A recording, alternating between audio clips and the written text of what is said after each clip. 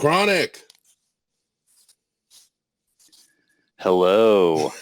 Hey, brother, what's going on? Just hanging out, man. Hanging out, being DeFi, living that life.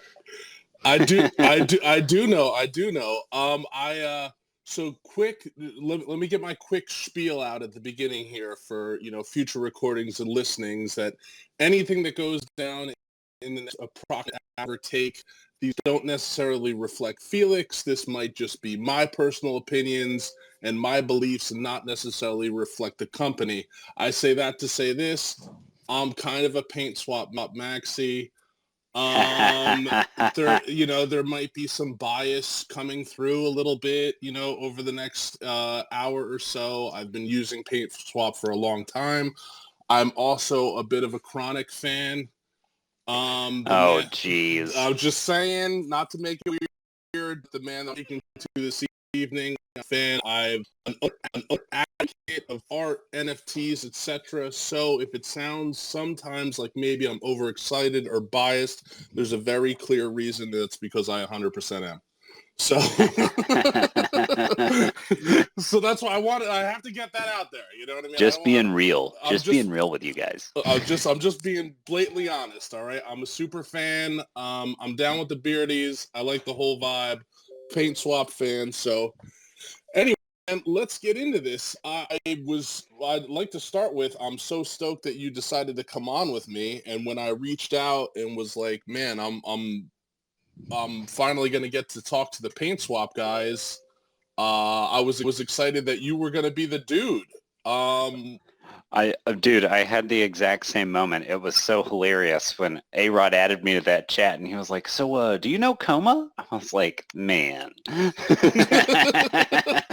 I feel guilty that I hadn't followed, I lose people for a minute, and like I said, I was so excited that it was you. So, I mean, it's tough because we could jump around so easily. I know I kind of gave you a rough outline for what I was hoping to do. So, but we can hop around a little bit. But for people that don't know you and are not Chronic super fans, before we parlay into PaintSwap, do you have, what is your artistic background and everything? I mean, obviously working for a company like this, I'm sure there's usually something in the mix from your past that made you an obvious candidate to be on the squad and the team.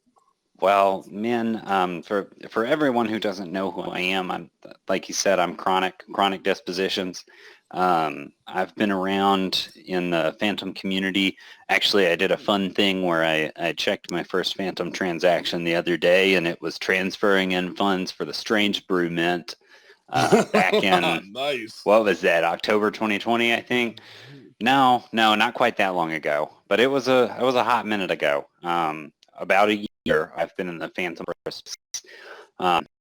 And around the time that I joined the space, PaintSwap, maybe 2 months later, 1 month later, launched the first NFT marketplace on Phantom Opera. And, it was a very big deal. Everyone was extremely excited about it, myself included. I was brand new, so it was really awesome to see. And I just kind of followed PaintSwap from there. I was learning to be an artist, that I was, in fact, an artist, in addition to being a writer. So I kind of followed that progression naturally into the PaintSwap Discord, where I found myself first seeking help and then giving help out to others in the community, as I, saw people come across the same issues that I was having as a new creator in the NFT space. And that, again, just naturally evolved into moderating in that Discord. And one day, it's been a couple months now ago, A-Rod hit me up and he said, man, you're doing a lot for us. If there's ever a time when you think you might want to have a position on the team, I'm sure we could figure something out. Business development, community building, these are my innate skill set, which is great. All you got to do is be a cool person, fairly sharp mind. I think those both apply to me, maybe. And so I signed on with the PaintSwap group, and it's been a very rewarding experience since. Heavily involved in the alpha testing for version 3, as I was for the alpha testing in version 2, as a matter of fact. Yeah, so it's just really awesome. It's cool being on a team with, the most cutting edge developers I've ever worked with. It's really amazing. I work also in software in IRL, if you will. I work in software IRL, and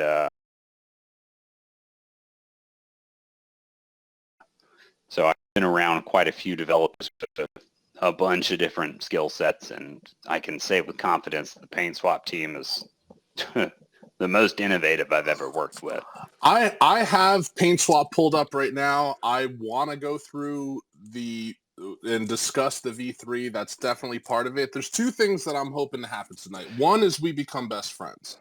Okay, Done. so step 1, you got it. That's what I would like to accomplish. Step 2 is just to discuss, how amazing PaintSwap is, and the thing about PaintSwap for other products is how many other facets community-wise can be involved in it. Now, if you're holding on something like, other projects that I'm a fan of, let's just say Liquid or whatever, like for PaintSwap, it's like also all these different collective communities from all these different NFT communities, then also these different artists, then it parlays into there could be more going on and more intrigue and more ins and outs for a project like this, a marketplace, when you have this amount of people involved and the amount of different kind of communities, because each individual NFT kind of has its own separate subset, like in your opinion, as far as communities and stuff are concerned, like if we're talking about absolutely.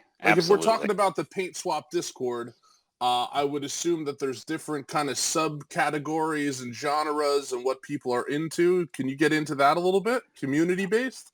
Well, so our PaintSwap Discord, we don't, at its core, PaintSwap is about decentralization, which, it's reflected in the fact that we're an open marketplace. You can list any item you can hold, other than a very small handful of blacklisted stolen art projects.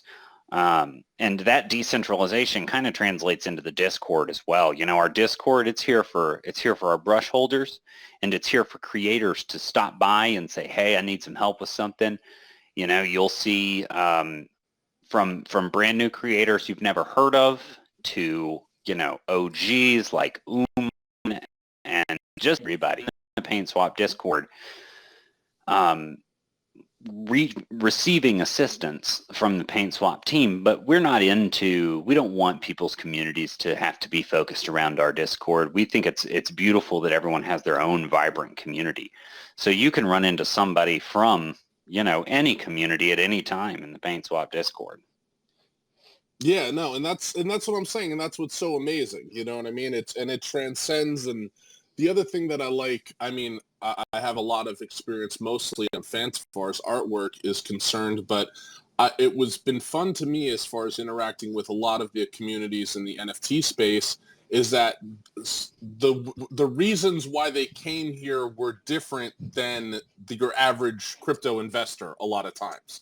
Oh, yeah. You know what I mean? Which brings in a different kind of breed of people and a different kind of level of just type of person to interact with, right? Like there's the Moon Boys, and I say this with love. Because I have a portion of this from my heart. I didn't join crypto in hopes of one day owning an NFT.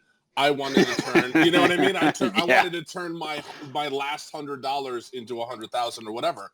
But exactly. Here we're meeting people that are like, I have a friend who's really artistic. I think that he could gain something from, joining the PaintSwap Discord, or for trying to put out his first NFT, or trying to market themselves for the first time, right? There's so many talented people out there, but this is like a different avenue and a different type of person that's coming into the space, which I find interesting. You find the same, or? Yeah, I agree completely. I think that one of the most, and especially now that we're getting so many centralized exchanges with phantom assets on them, the onboarding and accessibility of new users into diverse communities is what makes Phantom, like, beyond the instant gas fees and the high security standards of Phantom Opera, right? That's awesome, and we love that. But the ability to put somebody on here who wants to put $5 into cryptocurrency and they can operate in this ecosystem and they can meet all kinds of artists.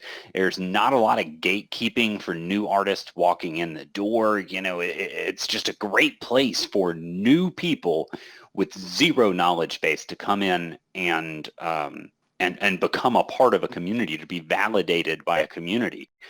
And you know, that accessibility it's another thing that's I've always loved about PaintSwap. Even before the UI collection submission and all that, when we were all DMing Paintoshi and Sandwich to get our collections live, right? The question wasn't, what's your collection? The question isn't, what are you doing with your collection? It's, what's your contract address? Is it verified? Done. Come on in, you know? And that's something extremely unique. And Phantom Opera is the only place that I've come across. Now, admittedly, I fell in love when I got here, so I haven't looked all that hard at other places. But a couple of us have done the same. You're not alone. You're not alone. Right. But, you know, it's that level of accessibility to, again, just completely diverse creators and people and attitudes all across the space. You know, it's amazing, and it's heavily unique to Phantom, and I love it so much. I also love one of the other things that recent gas prices aside. Now, when we were talking, you know, you've been on Phantom for a while. I've been on Phantom since early 2021. And I just remember early NFT days on Phantom, like the barrier to entry was just so accessible versus things like ETH, right? Like when you're a new artist and you're like, oh, wow, well, maybe someone might buy this, but to even mint it was going to be like $100. Right. When, you know, you would come on PaintSwap and put yourself out there for penny, maybe 5 cents. You know what I'm saying? and that's what I loved. And I also think that in itself has been a good catalyst to, you know, not only bring people onto Phantom, but to bring onto people like to come on to things like PaintSwap, because the barrier to entry, I mean, a lot of artists don't have extra hundreds of dollars laying around to try a new thing. But I don't, you know, like, and even when times are tough, usually someone can find a nickel to try to put out, to try to hopefully to put out, you know, a piece of art and get not only people possibly buying it, but feedback and validation for something that maybe they never got before. You know, we've met, how many artists have you met that hardly anyone had even seen their work before you've seen it, right? Oh, man. Absolutely drug into the light by their friends, like you said, onto the blockchain. Just forced to do things. Look at Masochist. Masochist didn't want to release anything, and this dude's sitting on 4 sold-out collections right now. You know, it's amazing to me. But I will say this: I need to correct something. I misspoke earlier. I said that PaintSwap was creating the first NFT marketplace on Phantom. That is not accurate. What PaintSwap was doing was allowing people to deploy and sell off of their own contracts rather than off of a community contract, which prior to the PaintSwap marketplace was the standard for NFT marketplaces on Phantom. So I misspoke on that earlier, so I apologize. Now and you're forgiven. Now we have blown off the rails. I have totally thrown my outline of how I thought this was going to go out the window. Like instantly. I mean, I do want to circle back to these things, but now that you brought it up, which if you can explain for layman's terms, now this is actually was a very important thing at the time, as far as, you know, holding your own collection and everything being on your own contract versus a community contract. Now, can you kind of speak and explain exactly why that was pivotal and important thing to take place that PaintSwap did? Absolutely. So from a fundamental standpoint, let's take it down to absolutely the highest level overview here. An NFT It is an identified asset that exists on a contract. And when you hold that, you have ownership of that asset from that contract. That's what your NFT is. It may have a photo. It may have, a game attached to it. It doesn't matter. What is the fundamental bones of an NFT is the ID of the asset as it relates to the contract that it is associated with. So that's what an NFT is, right? Now, when we talk about, quote, collections, what OpenSea does for the most part, and what quite a few marketplaces at the time were doing about a year and a half ago, was they would deploy an NFT contract, allow you to then mint your items on that contract, and use the front-end website, the UI, to divide those minted items into, quote, collections. Now, there's a very important distinction here, right? PaintSwap, each collection is a contract, keeping to the core fundamental of what an NFT is. That's why whenever PaintSwap launched alongside ZooPet, which was out at the time, there was actually a mandatory migration in order to sell in the Tombheads auction house from Zoo to PaintSwap so that your NFT would be, by the classic definition, a proof of ownership of your artwork, and your artwork itself would be independently identifiable as that contract address. I feel like I may have gotten a little granular with that, but I think that was pretty high level, I think. I don't know. Yeah, no, So I mean, it's tough to say because I understand what you're saying. I'm following. I don't know that, my mom wouldn't necessarily follow that journey, but yes, it was. Yeah. Meanwhile, Ethel out there, Not that she's like, listening. what? She's not listening anyway. So it's neither here nor there. But it is important to be minting on your own contract versus a community contract, and it was a very important and is an important thing to have set up for your collection and as an artist. Right. Yeah. And so that was kind of the crux of what PaintSwap launched. And as an open marketplace, PaintSwap doesn't deny collections unless they are stolen. If they are provably stolen art, then they will be denied. Or if they're malicious in some kind of way. We have had to blacklist one malicious collection. There was never any risk through PaintSwap, but they had I can't recall the name of it, something about computer parts, and they had people mint in USDC, drain their wallets. It was ugly business. Oh man. But anyway, it's an open marketplace, so everyone is allowed. And I'm going to tangent again. I know I shouldn't, but I'm going to. No. I'm a tangent super fan. Go. I am a human tangent. I just remembered why I was so immediately in love with PaintSwap. So I submitted a collection, my first ever collection. It's still on PaintSwap. If you want to see something I consider unremarkable at these days, it's called Natural Causes. Go in there, check it out. I submitted that collection to Zoo, and the collection itself is a photography study of insects that died of natural causes, birds that died of natural causes. So I mean, it's dead stuff, No two ways about it. It's dead stuff. I get it. Not for everybody. Whatever. Zoo denied it, and they said, "This is grotesque. This has no place on our marketplace." And so I went straight over to PaintSwap.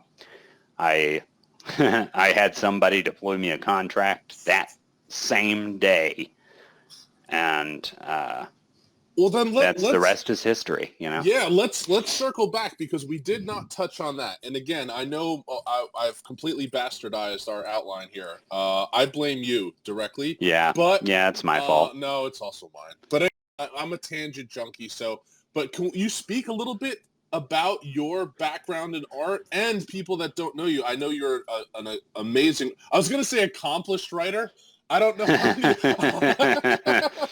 I don't Yeah. know. I don't know I what wish I could accomplish getting paid. That's what I need to accomplish. I was like, I don't know. I don't know what exactly defines a like, I know you're talented as hell. So so I guess let's set it that bar. I don't know how many awards you've won, but we know we know you're an artist. We know you've taken pictures of dead things, and we know you write. But can you talk a little bit about your background? Like, I'm curious again, so now you're a team member on PaintSwap. So, like, can we talk a little bit about your background and where you got your start in the art world, just so people kind of have, a starting place, an idea of what may have gotten you here? Yeah, for sure. When I was probably 17, I think, maybe a little younger than that, I was fortunate and privileged enough to like luck into a school trip to go overseas to France and Spain. I mean, it wasn't free by any means, but, my family happened to have the means to make that happen for me. Couldn't ever have done that independently on ourselves, but my school happened to have this. It was a EF Tours trip, which are discount school trips. Anyway, and I took this trip, and we went to museums across France and Spain, to the Musée d'Orsay, the Louvre. We went to, I forget the name of it, the Modern Art Museum in Barcelona as well. And I was exposed firsthand to these just legendary works of art. We went to the home of Salvador Dali. These are bucket list locations, right? Yeah. These are dream locations that you're hitting at 17. Exactly. And what's amazing is I was most struck by the street art of Europe and its differences in the street art that I'd seen where I was from, small town. I'd seen dirty words spray painted on buildings. You know what I mean? Like the occasional, like, big funny looking Pac-Man or something. Okay. But to go and see like full muralized walls in the center of a 700-year-old city, it just something clicked in my mind, and I was taking photos with my digital camera that used AA batteries. Okay. I was taking photos of all this art, the statue area at the Louvre, and like all of these things. And when I went home, I just started editing them and making them like look pop art-y. Just, I don't really know why. I wasn't selling it. I wasn't even really showing it to anybody. I was just doing it, and it pleased me. And then I spent probably 2 years doing that while I was in high school, making what I called digital abstract art. And then I spent about 10 years not doing art at all, not even the slightest bit of visual art. There was some personal things that happened with me, and it kind of took me entirely out of that headspace. And then when I was joining up with Fractal Studios to write the story of Lexicon, I just was suddenly immersed in a world of art again. And it was something just kind of clicked for me. I went back to taking photos. I went back to my roots in doing photo manipulation. Currently, I have I think 5. I don't know. I've got a bunch of collections on PaintSwap. None of them have really done extreme volume, to be frank, but it's been very rewarding to relive that in my life. So in that way, art's been very present in some very formative times of my life. No, that's amazing. Yeah, I don't know how you can work for a company like this or a project like this with not, even if you weren't necessarily innate creative, like to be around that much art and that much good art all the time. I feel like if you weren't inspired before that, you would have to be. Yeah, and it's really interesting, and you'll hear devs talk about this all the time. Devs bring it up that code is art, and I think that that's a very important thing to recognize here too. As we've got people writing solidity that has never been written before, and writing it elegantly, writing it in such a way that the contracts can actually perform their functions efficiently. And so if you want to know about the artistry of the rest of the team, just, take a look at the website. Use the website. The way that it works is not by accident. These are brand new things that have never been done before, and they're developed from the ground up. ERC 721 bulk transfer, which may just be gibberish to some people, but to whom it's not, that doesn't exist until PaintSwap made it happen. And that's really incredible. That gives me goosebumps thinking about it. Coded into existence. And now you're right. We've tangented, but I do want to talk about PaintSwap. It's very important. One of the main reasons, besides us building this amazing friendship, that I wanted to sit down with you tonight. So as far as I know you, again, from actual coming to fruition originally, I know that you came onto the team a little later, but I mean, I'm sure you and A-Rod have discussed it. Now, as far as him, deciding to build PaintSwap and deciding to build on Phantom, do you know, why he made those decisions or what inspired him to come over here and do this and get this going? Yeah, so the original team of Cheese Knight, Norm, Paintoshi, A-Rod, Die Harder, Sandwich, which I definitely did just look at a list of. I was like, that was pretty impressive. Yeah, I'm a big fan. So the original team, is a team of 6 people. They were like-minded developers. They were friends before the PaintSwap idea even began. But they had been looking across at various chains, much like a lot of us were at the time. Yeah. Because of the ETH and BSC. Yeah, you're trying to find a home, and mm-hmm. ETH was expensive and very, saturated. BSC was rug fest. My first honeypot and shit was on BSC. And, people were pretty tainted by that. And myself included, people were trying to find a home at that time. Well, and, it was really interesting. Reading the things that you've just said, they're the same arguments everyone is always given against both of those chains. Ethereum, even then, the gas fees are extraordinarily high. BSC, full Binance Smart Chain, for those of you who aren't aware, the centralization there is extreme, which is against everything that you could argue against everything that crypto stands for, but certainly against everything that the PaintSwap team stands for. Is highly, highly centralized. Phantom, on the other hand, secure, fast, cheap, done and done.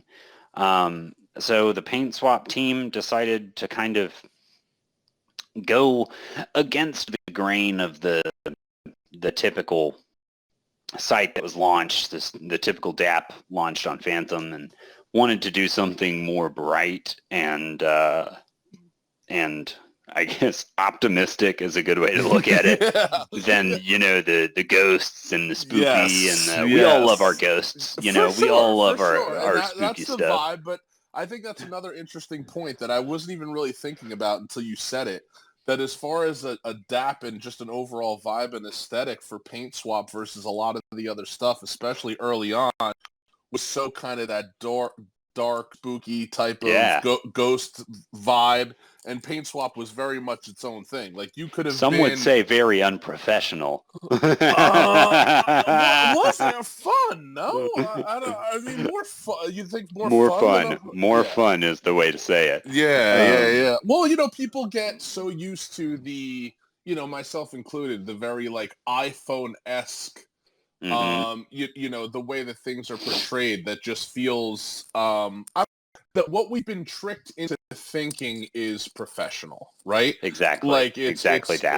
We've been presented on, for certain brands, corporations, etc., are this should be a quasi standard for visually or just aesthetically what something should look like. And the guys, the PaintSwap crew originally departed from that, and I don't think there's anything wrong with that. I mean, they obviously they didn't mind. They weren't trying to play inside the box, right? Yeah, and I think that's an important thing too, is regardless make a big deal about it. You know, they weren't like, "Oh, are you tired of things that are scary or whatever?" You know, Yeah. it was just like, "This is who we are, and we hope you like it." Right? And that's what's so important about it really, is being yourself rather than, and this applies, everybody, here's your life lesson for the spaces. You know, it's so important to be and present your true self. And that's, I think, what the team was really aiming for, was not to come in and emulate what existed, but rather just be, you know, and that's, I think, has been accomplished very well. You cannot mistake PaintSwap for another site, period. Agreed. I couldn't agree more.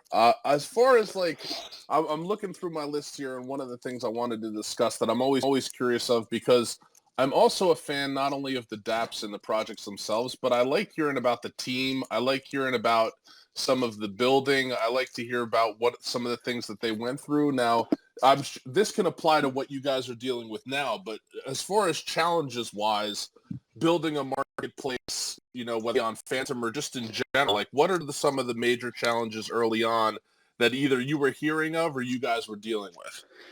Well, so this is one that I can speak directly to this, both from my time as a moderator and from like the answer the guys gave me. So I did put forward some of these questions to the team, just to make sure we were all on the same page.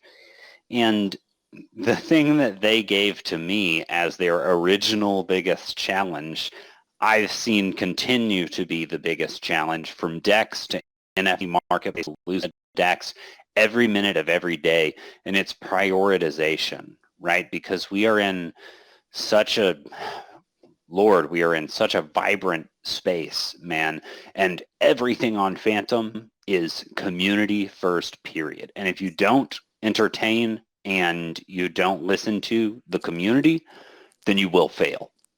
Full stop. You know, and so from the very beginning, it was a struggle for PaintSwap to listen to the community, apply the feedback of the community to the project itself, but do so in such a way that wasn't detrimental to the continued development of PaintSwap. And that's something that right now, you know, we're running into. You know, because we've released a ton of revolutionary stuff in the last couple weeks, right? And there's more currently in development. We're sitting on projects to skin up and make look good so we can put those out. And so there's this constant flow. It is your workflow. You know, everyone who's had a job is familiar with that. But prioritizing in the immediate needs of the community, you know, that has to be a thing. So it's a challenge. You know, we run into it every day. I think that one of the reasons that I'm speculating, I think that one of the reasons that I was brought on to the team is because I have a pretty, I would say, a pretty thorough thread woven in the community. You know, I'm pretty tapped into what's going on. So, for instance, we start seeing traversal popping up everywhere. Everybody wants to do traversables. All right, well, we're going to need to support that. How big a priority does that need to be? Well, how many contracts are going to need it? And it's looking like a lot, you know. And those are the conversations that I'm watching unfold in front of me that I then bring back to the team, and those have to be prioritized against existing work. Do we abandon a project in order to make this happen? Or, you know, whatever. I could continue rambling on about it. This wasn't a thing yesterday.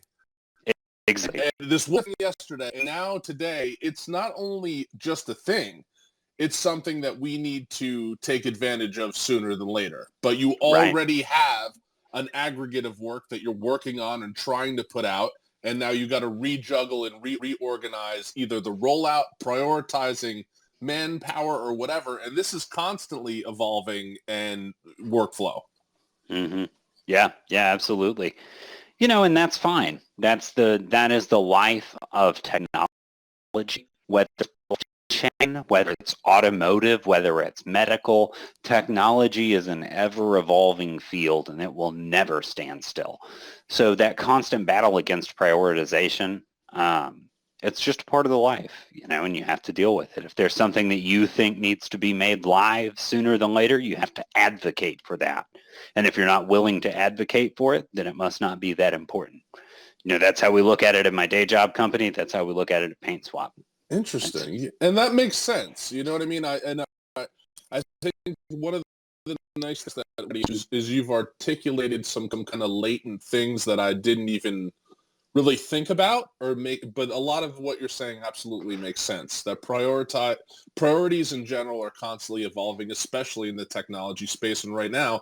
And in the quote unquote, I don't want to be negative, but let's just say bearisher market, less bullish market is actually a very, sad for some, but a very beautiful for others as far as building's concerned. Yeah. And especially during this time of building is when a lot of this is happening and a lot of these things are coming up where it's like, oh, wow, all of a sudden this is now relevant where it wasn't a week ago. Now, as far as PaintSwap, another question that I had on here. Now, you brought up decentralization. I know that's a recurring theme, but like as far as your guys' mission statement, not only what you're doing, but what you hope to do, like if you were going to put out PaintSwap as to what you guys are looking to accomplish on a higher level, like what would be the mission statement, would you say, for PaintSwap?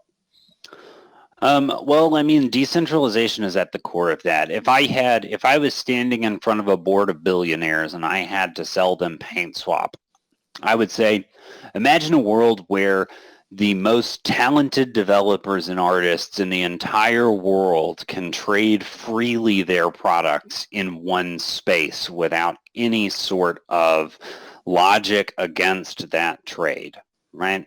That's what we want, an open and decentralized marketplace. If you are creating a product and people want to buy that product, they should be able to do that on PaintSwap. Now, the world we live in is the blockchain world. Those products are NFTs on blockchain contracts.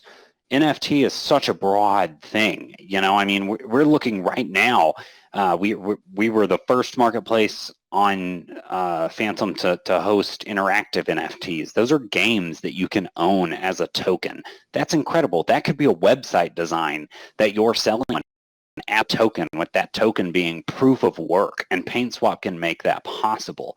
Now we've got financial NFTs locking funds for users in a non-fungible token, the most permanent of items. It's revolutionary stuff, and the goal of PaintSwap is to be open, and by open we mean we do not reject you for your content.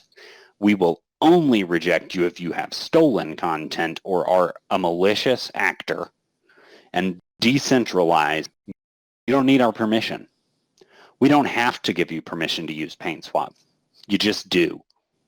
And that's it. And that's on a contract level. And I think that's incredible stuff, I agree. Now, this is the point. Now, A-Rod told me that he's on a different time zone, and he was like, I'm going to listen tomorrow. So he's going to be listening to this in 12 hours. So this is the point in the conversation where I want to say, let's talk about V3, right? I want him to Hold on, I'll write the timestamp real quick.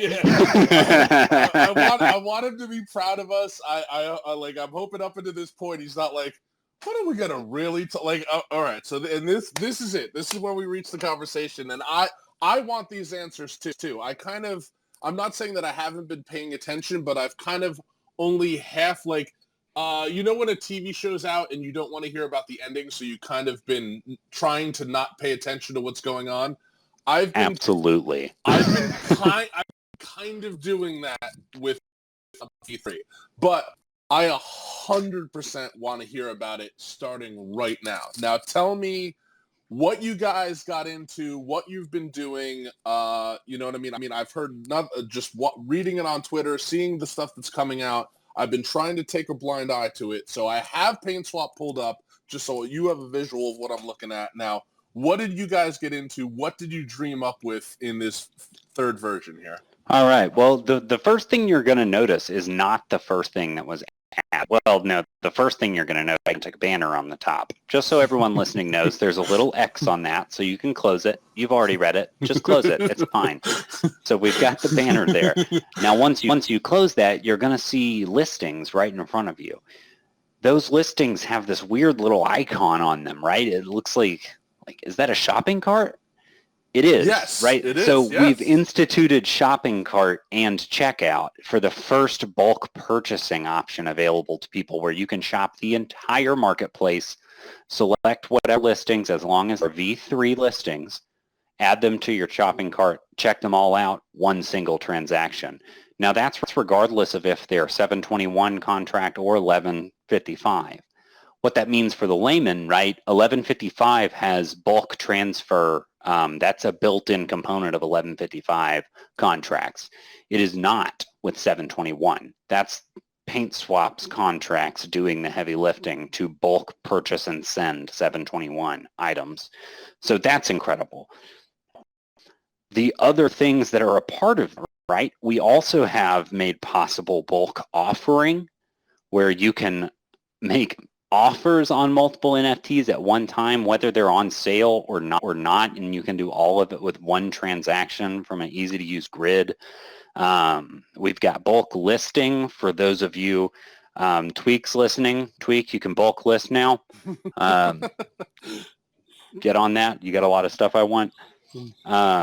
So you can bulk list. You can bulk remove those listings if you decide, hey, I don't want to list anymore.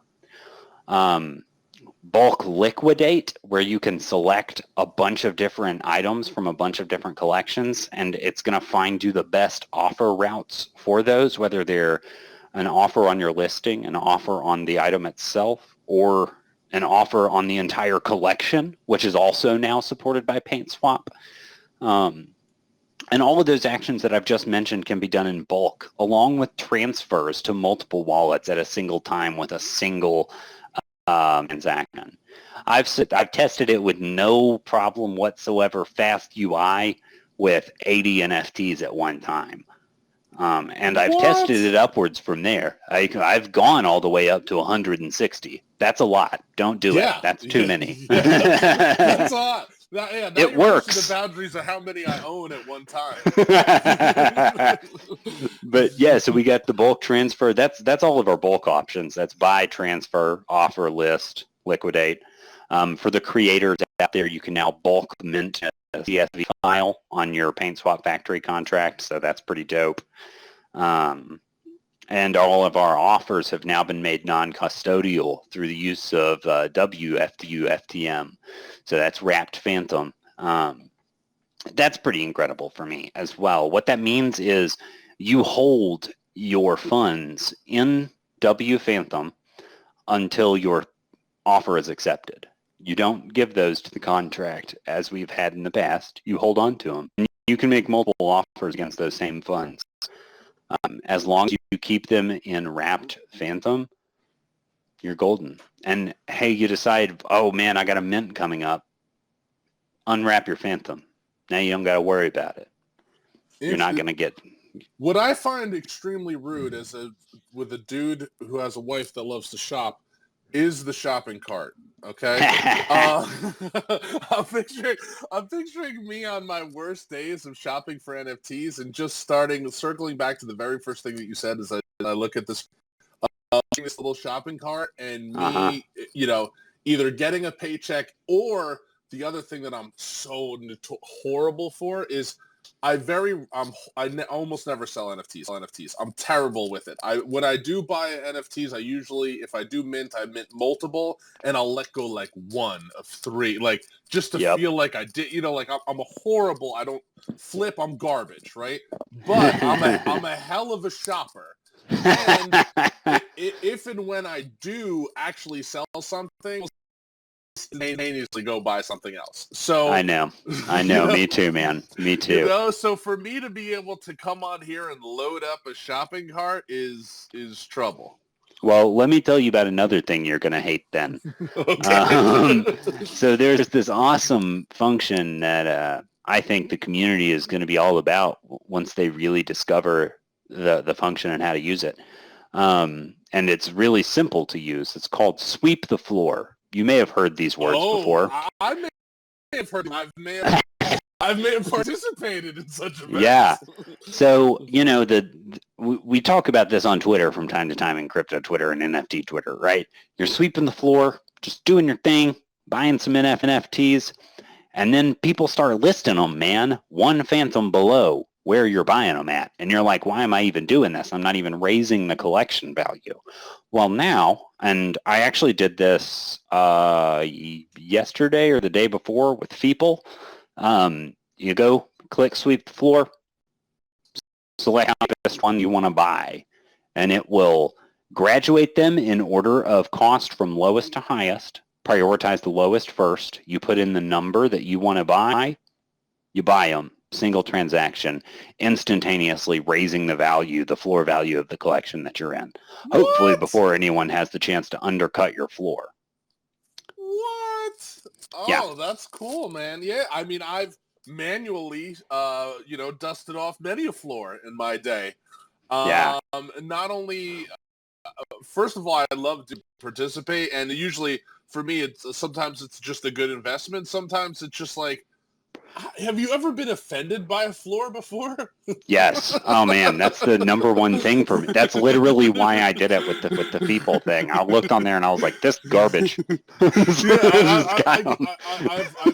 I've been floor offended on in both directions, for the record, right? I've seen collections that I thought were so beautiful and so amazing, and you're looking at these floors and you're like, "Why does this cost and this cost this?" I'll still never understand it. They'll bury me before I'll ever understand it. But that is a really, really cool option. Interesting.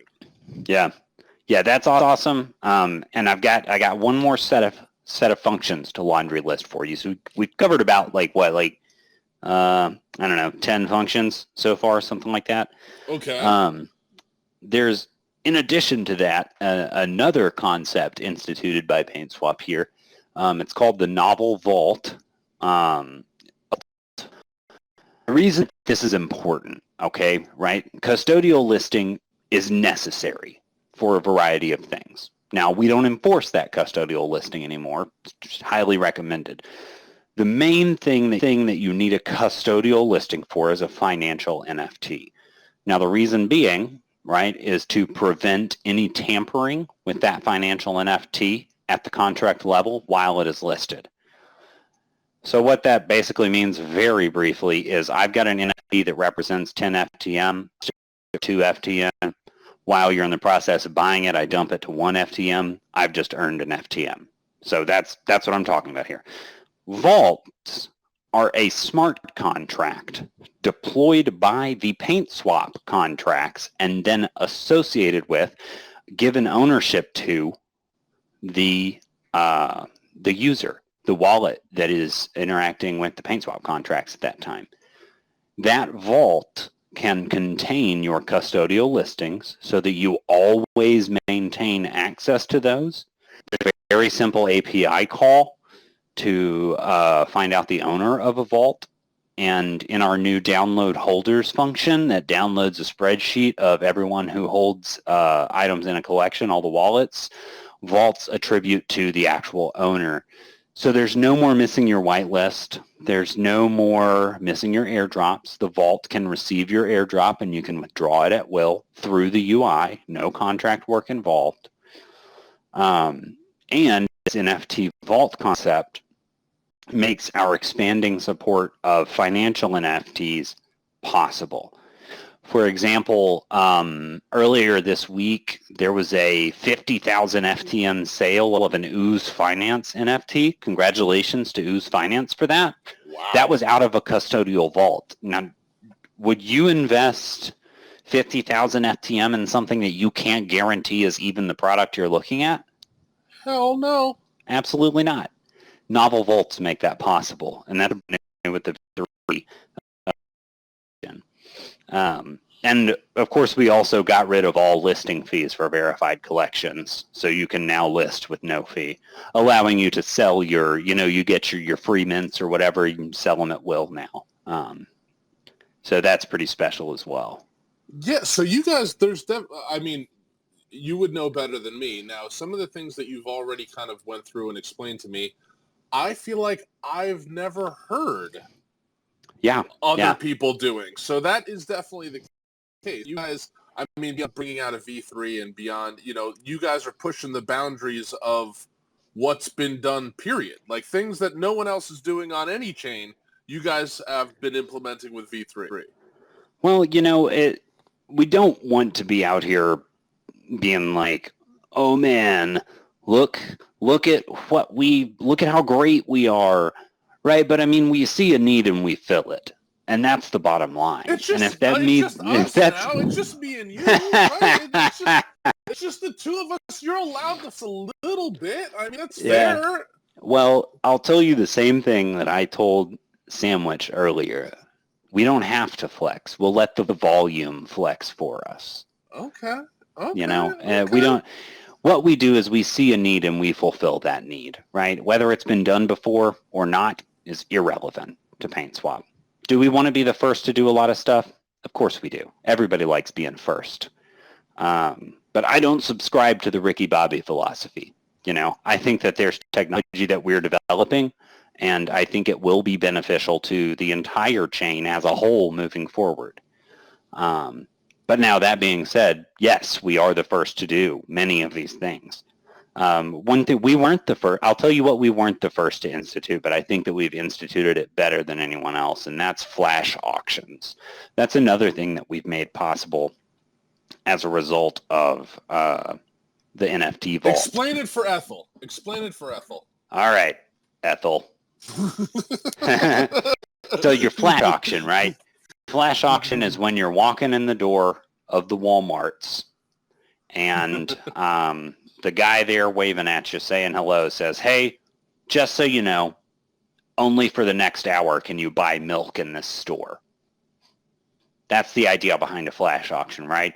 You only got 1 hour to bid. You only got 30 minutes to bid. You only got 5 minutes to bid. Now, the potential of the flash auction is pretty amazing, right? Because I don't know if you've seen this on my Twitter, but I've been hosting a private auction, just like 3 artists, 5 pieces, whatever, a few collectors, and the holders of one of my collections, the Inanimates. Now, in that auction, this past go-around, I did a test run using offers on unlisted items, right? And that filtered the earnings of the artists through their PaintSwap collection. What that did was that took every artist that was involved in my auction and put them in the top 10 volume for 24 hours on PaintSwap. Now imagine an entire auction of 30 pieces run through flash auctions in Discord or not. It doesn't matter. You can run it however you want to run it. But those flash auctions, those automatically guarantee the funds of the bidder, and they automatically route that volume through that artist collection, benefiting the artist, benefiting the buyer because they know that the item exists and it's right there in front of them. They can see it. And you can make them last as short as 5 minutes. It's a beautiful. And our anti-snipe's been improved too. Yes, it's fun, man. And our anti-snipe's been improved too. So like we had it extending out to such a degree that type of live auction wasn't really possible, right? Because it was infinite. It just lasted way too darn long, Coma. Yeah, I get it. But we've shortened that anti-snipe time period to allow for that live implementation of them. And that's awesome. We weren't able to do flash auctions, but by God, we did it right, Yeah, and maybe did it better than many have done it in the past. Maybe.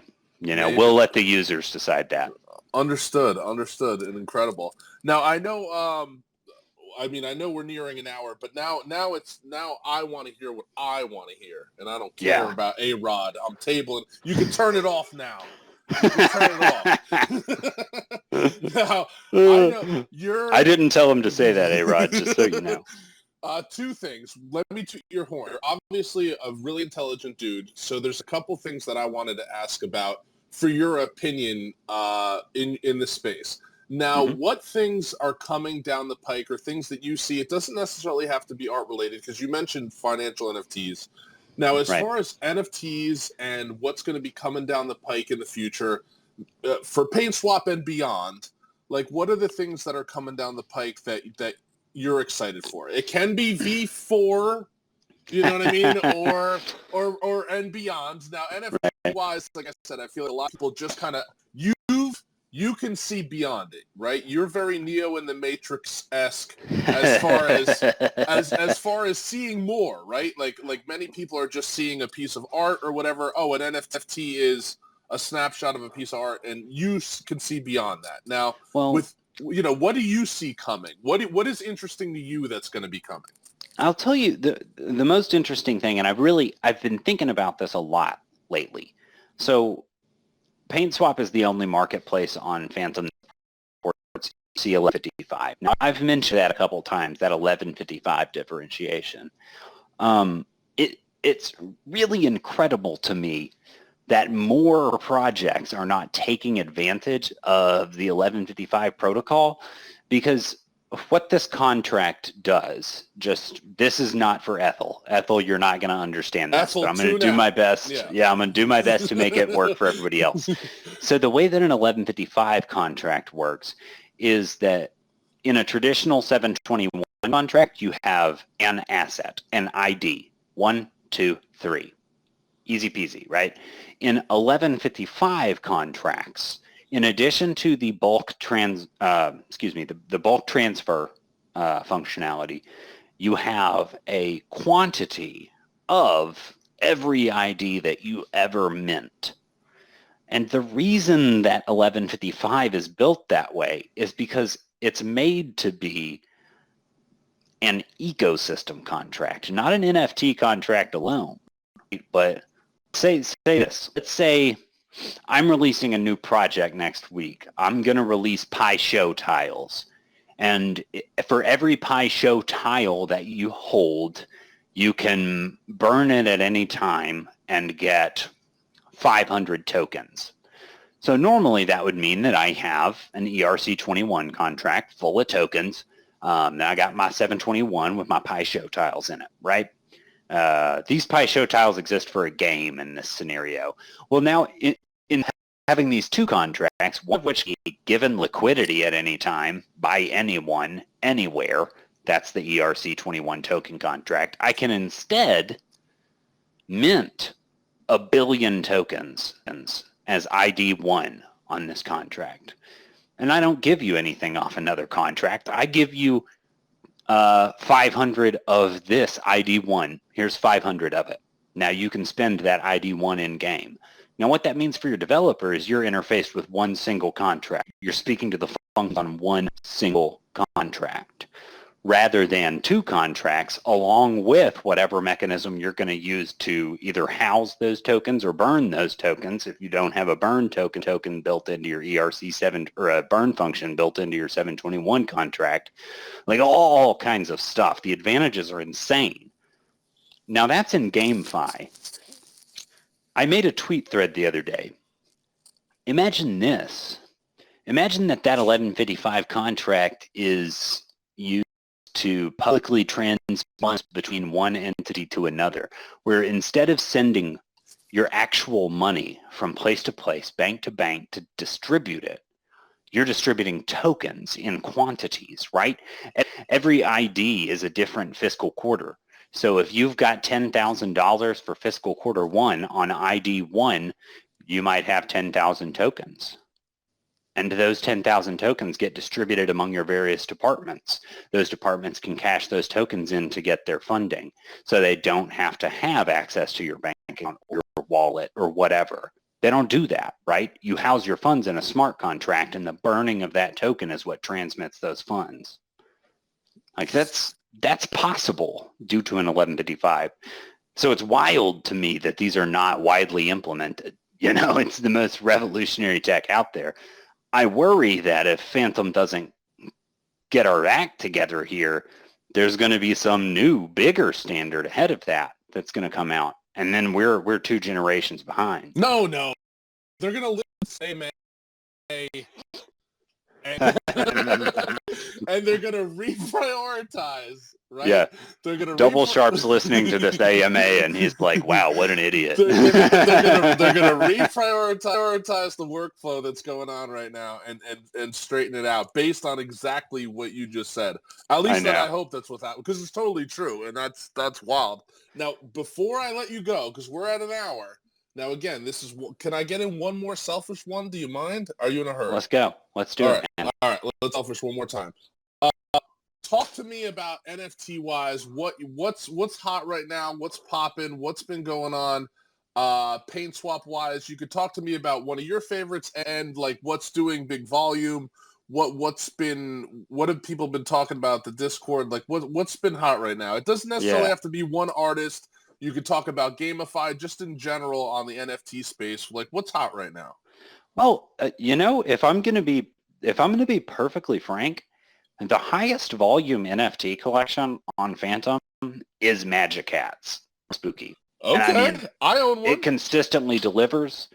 We're talking about a collection, I don't remember the exact number, but it's over 1.4 million FTM in total volume since it's been on PaintSwap. I mean, it's an old collection, right? Yeah, we'll take that in mind. I remember. We're talking about a lot of money here that's changed hands on these Magic Cats, and Spooky is just continuing to add utility to them. So as far as like what is the biggest, right? What is the biggest? It just is categorically, which is really interesting because no one's out here talking about it. You don't hear the buzz about Magic Cats. That's They're true. Just working away, killing it. Now that you say it, I never even really thought I'm an owner. I'm also, use it to boost my Expo and everything else. I utilize the NFT, which is another thing, not to be kind of childish about it, but I enjoyed doing that. I enjoyed attaching utility to something that I thought was cool. Like I wasn't a part of the original mint because I'm a jackass. Whatever. I missed it. I don't remember it. I don't remember the circumstances.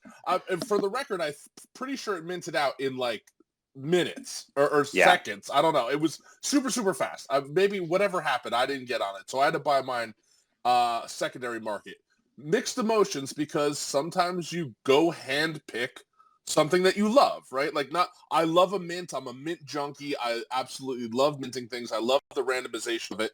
But that said, there's also something magical about handpicking one that you think is a banger, right? Which I did, and I've been holding on to it, or more than one, for quite some time, and being able to utilize it to boost pools, like you said, utility-wise, I think that's been great. And I would assume, due to the success of Magic Cats, not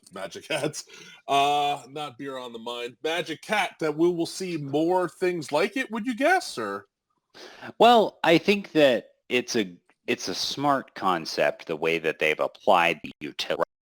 It's not just, let us hold your NFT, and because we're holding it, you'll earn some money. It's, no, you are an investor. Here is a tool for your investment to grow better. And that's a very smart way to frame that.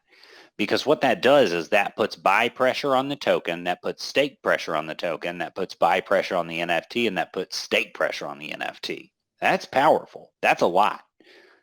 Where's my inclination to sell? Nowhere. I'm earning money. And all of my assets are appreciating right now. Every one of them. That's pretty incredible.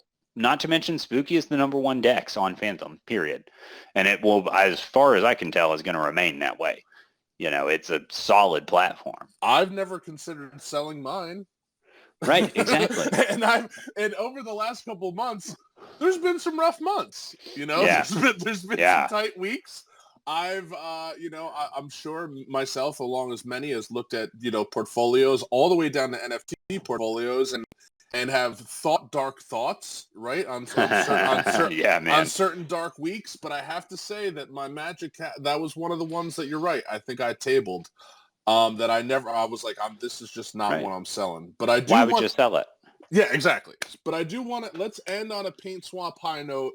Now, as far as what PaintSwap's going to be getting into over the next, let's call it year, 6 months, like what else do we have coming down the pike? I know you just did the V3, but Is there any other bigger vision or anything to expect in the future here? Well, we're currently in the immediate future, we're looking at making more data available to our users on the collections that they love. We think that that's really important. That's something we've been asked a lot for that got tabled for V3. So we're working on that right now. In addition to that, we will be moving forward in addressing the traversability of NFTs, though how that will look for PaintSwap, we haven't decided yet. You know, we're just paying attention around us as it grows and making the adjustments that need to be made to continue to thrive in that world, in the blockchain world. We don't want to get by. We want to pioneer and lead for the foreseeable future in this market. And the way to do that is to every single day of the week, pay attention, every single day of the week, reprioritize while staying on brand and on topic. And that's very important to us. You'll be seeing some things coming very soon. You know us. We don't like to talk about what we're doing before we do it. I'm not trying to straight about the alpha. I'm just I want to end on a high note of the bright future that is PaintSwap. That's all. Nothing more. The nothing bright less. future that is PaintSwap is being built right now by all of the amazing creators in the blockchain world that make what we do possible. I'll give you this. I've been a part of a lot of teams and a lot of projects. I've been independent. I've worked with others. But the surety of success with PaintSwap is as strong as any I've ever had. And I've seen it. I've watched it grow. Now that we're looking through the V3 and as we're talking, I've been playing around and looking at what you guys have going on, and it's insane. I'm open to you guys tooting your horn a little bit more. Personally, making the public aware of how rad everything is, and that's coming along. But I appreciate you coming out. I'd like to say, or as a closing thought, I want to just say how much I appreciate the people that are going on behind the scenes. You know these guys that are putting in work day in and day out, from PaintSwap to all these other projects. I know sometimes, loudmouths like me and you become the face of some of these things. But I know, doesn't that just suck? I know, I feel so guilty. I feel so guilty. When really, I'm like a buffoon. I have no business being out here. The real work is going on behind the scenes. But I really do appreciate what you guys are doing. You taking the time to come on and talk with me. And either sometime in the future, maybe V4, maybe when there's just something else new and exciting coming on, maybe we can hang out again and do something similar. Yeah, absolutely. And if anyone who's listening has any questions about the upcoming PaintSwap stuff or our recently released features, you can feel free to message me. I'm happy to go around to communities and give you all talks about V3 if you want to learn about how it can benefit your community directly. I work a tight schedule, so bear with me, but you're welcome to reach out to me of opportunity. Thank you very much, Coma. Dude, hit the Discords, hit the Telegram, troll this man, find him, track him down. He wants to answer your questions. He will handle it for sure. No, there's nothing I love more than answering end user questions. But dude, Coma, really, man, dude, it's awesome getting to speak with you, man. It's been too long. Dude, it's been way too long. And I really appreciate your time. We blasted past now. I know we could do another, but another day, another. Thank you so much for your time. Thank you for everyone who listened tonight. And man, I will talk to you soon.